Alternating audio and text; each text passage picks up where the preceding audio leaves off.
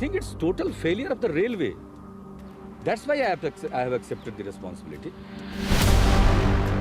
कि अगली बार जो आप आइएगा ना, तो इस बार हम देखें कि कुछ इधर उधर कुछ जीत गया है, अगली बार सब हारेगा, हमको पूरा भरोसा। दल दल से बाहर निकाल कर लाया है। हमारे नीतीश बाबू की इसमें बहुत बड़ी भूमिका रही।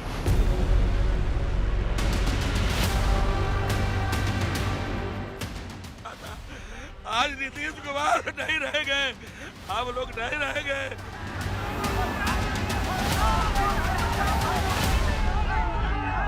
नमस्ते, बहुत स्वागत आप सभी का न्यूज़ 18 का डिजिटल प्लेटफॉर्म देख रहे हैं आप। मैं हूं आपके साथ पूजा सचदेवा। बिहार में बड़ा सियासी उलटफेर हुआ है। नीतीश कुमार ने बिहार की राजनीति छोड़कर अब दिल्ली यानी कि केंद्र की सियासत में जाने का फैसला कर लिया है। राज्यसभा के लिए नीतीश ने अपना नामांकन दाखिल कर दिया है। इसका मतलब ये कि अब बिहार में सियासत की कमान बदलने जा रही है। बिहार में पहली बार सत्ता की कमान बीजेपी के हाथों में होगी, लेकिन किसके हाथ में? मतलब कौन होगा बिहार का मुख्यमंत्री, ये सबसे बड़ा सवाल है। फिलहाल बिहार में एनडीए सरकार का मौजूदा ढांचा कुछ ऐसा है कि मुख्यमंत्री जेडीयू का है और 2 deputy CM Bharatiya Janata party की हैं। लेकिन नीतीश कुमार के राज्यसभा चले जाने के बाद सत्ता का ये समीकरण पूरी तरह से बदल सकता है। राजनीतिक सूत्रों के हिसाब से भविष्य में भाजपा का मुख्यमंत्री और जेडीयू के 2 डेप्यूटी सीएम वाला नया फॉर्मूला सामने आ सकता है। और अगर ऐसा होता है तो ये बिहार की राजनीति में बड़ा बदलाव माना जाएगा। पिछले कई सालों से बिहार में जेडीयू के नेतृत्व में सरकार चलती रही है, लेकिन अब भाजपा के नेतृत्व में सरकार बनने की संभावना पर चर्चा तेज हो गई है। और आज इसी पर आपको डिटेल में मैं बताऊंगी, इसी पर बात करेंगे। सबसे पहले किन नामों की सीएम रेस में सबसे ज़्यादा चर्चा हो रही है वो आपको बता देते हैं। तो इस रेस में सबसे पहला नाम है डेप्यूटी सीएम सम्राट चौधरी का, फिर मंत्री दिलीप जायसवाल, फिर केंद्रीय मंत्री नित्यानंद राय, 5 बार के विधायक संजीव चौरसिया। बीजेपी के ये 4 नेताओं के सीएम रेस में होने की चर्चा सबसे ज़्यादा तेज है। अब इन चारों में जो एक बात कॉमन है वो ये कि चारों ही चेहरे ओबीसी जाति से हैं। सम्राट चौधरी ओबीसी की कोईरी जाति से आते हैं। 1990 में सक्रिय राजनीति में उन्होंने कदम रखा। 1999 में राबड़ी देवी की सरकार के दौरान पहली बार बिहार के कृषि मंत्री वो बने। फिर साल 2000 और 2010 में वो परबत्ता विधानसभा क्षेत्र से विधायक चुने गए। 2010 में उन्होंने बिहार विधानसभा में विपक्ष के मुख्य सचेतक यानी कि चीफ विप की जिम्मेदारी संभाली। मूल रूप से आरजेडी और जेडीयू से जुड़े रहे सम्राट चौधरी ने 2014 में बिहार की राजनीति में बड़ा फेरबदल किया। उन्होंने राजद के 13 विधायकों के साथ मिलकर एक बागी गुट बनाया और बाद में वो भारतीय जनता पार्टी यानी कि बीजेपी में शामिल हो गए। जनवरी 2024 में हुए सत्ता परिवर्तन के बाद सम्राट चौधरी को भाजपा विधायक दल का नेता और बिहार का उप मुख्यमंत्री बनाया गया। इसके बाद 2025 में चुनाव हुए, फिर एनडीए की सरकार बनी और वो फिर से डेप्यूटी सीएम बने और अब उनका नाम सीएम की रेस में सबसे आगे है। दूसरा नाम है केंद्रीय मंत्री नित्यानंद राय का।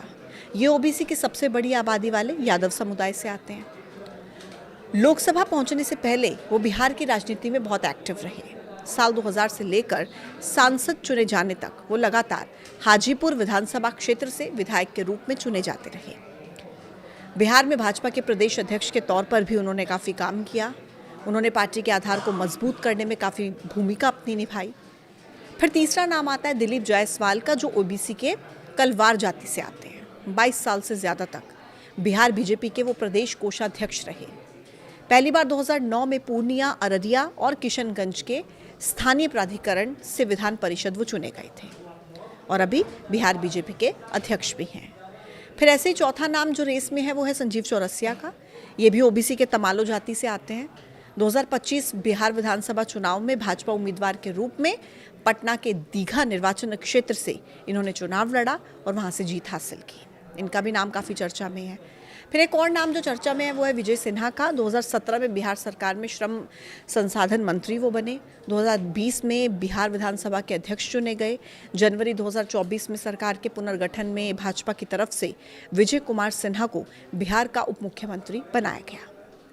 विधानसभा चुनाव 2025 जीतने के बाद फिर एक बार विजय सिन्हा को बिहार का डिप्टी सीएम बनाया गया। हालांकि देखिए नाम चर्चा में ज़रूर हैं, लेकिन बीजेपी हर बार अपने फैसलों के राजनीतिक पंडितों को अपने फैसलों से वो चौंकाती रही है। देखते हैं कि इस बार क्या फैसला होता है, क्योंकि जानकारी ऐसी भी है कि भाजपा बिहार में किसी महिला चेहरे को भी मौका दे सकती है। क्योंकि अगर आप हाल ही के सालों में देखेंगे तो भाजपा कई राज्यों में महिला नेताओं को शीर्ष पद देकर राजनीतिक संदेश देने की कोशिश करती रही है। अगर बिहार में भी ऐसा फैसला होता है तो ये राज्य की राजनीति में एक बहुत बड़ा प्रयोग माना जाएगा। महिला मुख्यमंत्री के जरिए भाजपा महिला मतदाताओं को मजबूत संदेश देने की रणनीति अपना सकती है। बिहार की राजनीति में जातीय समीकरण हमेशा से अहम भूमिका निभाते रहे हैं। राज्य में पिछड़ा, अति पिछड़ा, दलित और स्वर्ण मतदाताओं का संतुलन चुनावी राजनीति में काफ़ी निर्णायक माना जाता है और भाजपा की रणनीति अक्सर सामाजिक संतुलन साधने की ही रही है। और ऐसे में पार्टी किसी ऐसे नेता को मुख्यमंत्री बना सकती है जो पिछड़े या फिर अति पिछड़े वर्ग से आता हो। इससे पार्टी को आने वाले चुनावों में राजनीतिक फायदा मिलने की उम्मीद हो सकती है।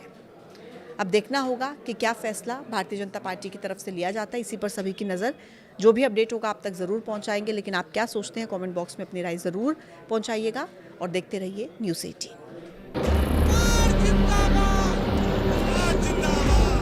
I think it's total failure of the railway.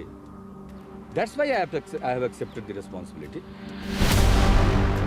कि अगली बार जो आप आइएगा ना, तो इस बार हम देखें कि कुछ इधर उधर कुछ जीत गया है, अगली बार सब हारेगा, हमको पूरा भरोसा है। दल दल से बाहर निकाल कर लाया है। हमारे नीतीश बाबू की इसमें बहुत बड़ी भूमिका रही।